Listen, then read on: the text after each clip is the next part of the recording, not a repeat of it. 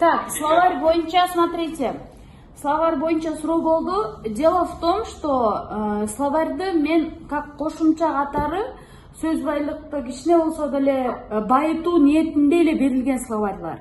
Бирок словарьды курулай жаттагандан, ну как сказать, я против этого. Мен каршымын буга. Понимаете? Потому что английский языкты словарь аркылуу, словарь жаттоо менен үйрөнүп алса болот. Потому что на английском языке род, это биринчи жак, экинчи жак, үчүнчү жак болуп, анчалык мүчөсү бат өзгөрбөйт жана кошумча мүчөлөрү аз. Просто там очень просто. Канча көп сөз билсең, ошончо жеңил там, просто сүйлөй бересиң. А в русском языке словарь жаттаган менен тил үйрөнүп кетүү это очень сложно, потому что в русском языке элементарный бир сөз мама деген сөздү жаттасаңар, мен просто пример катары айтып атам. Ал мама деген сөз 12-13 түр болуп өзгөрүлөт. Мама, маму, мамай, к маме, с мамай деп. И каждый раз окончаниясы өзгөрүлгөндө ал сөздүн мааниси да өзгөрүлөт. Бир сөздү жаттап, просто эле мама деп жаттап койгон менен орус тилинде аны мен колдонуп кетем деген болбойт, потому что аны түрдүү болуп өзгөрүлүп атып, анан сүйлөмдүн мааниси боюнча өзгөрүлүп, мааниси боюнча өз ордун таап сүйлөш керек. И это говорит о том, что просто эле словарь жаттаган менен эч нерсе алыска кетпейбиз.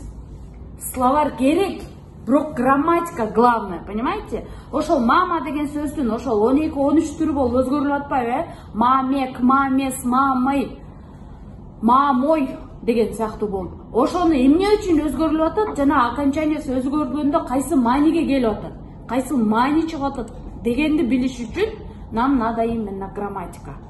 А точнее, андан тагыраагы падежде. В основном окончаниялардын өзгөргөнү, сөздөрдүн маанисинин окончаниясы катары бат-бат өзгөрүп кеткени, это бул падеж в основном.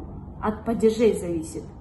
Так что словарьды, да, я отправила словарьды, аны мындай эле кайталап койгула, анан жаттабай калсаңар, мен ушуну билбей калдым дегендей болбойт. Грамматиканы билсеңер, ал сөз само по себе келет. Силер кайсы сөздү кайсы жерде сүйлөгөндү билесиңерби, ал келе берет.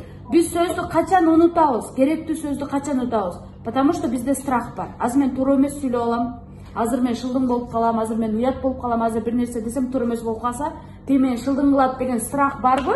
Ошондо бар нерсе деле, билип турган нерсе деле унутула берет.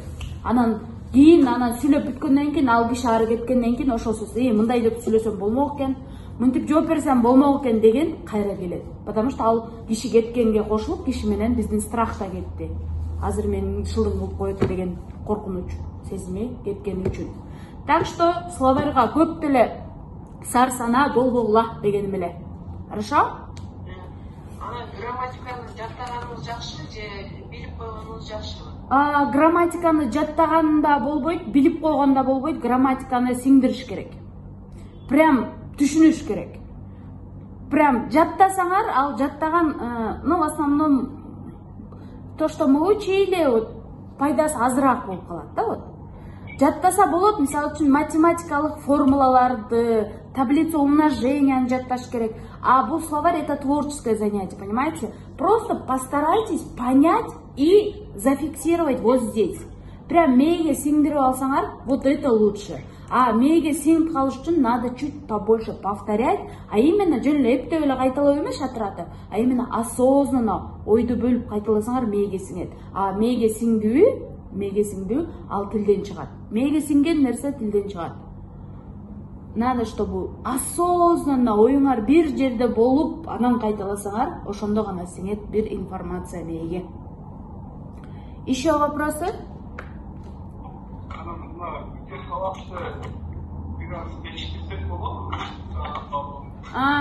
Убактысын айтасыңар, Так.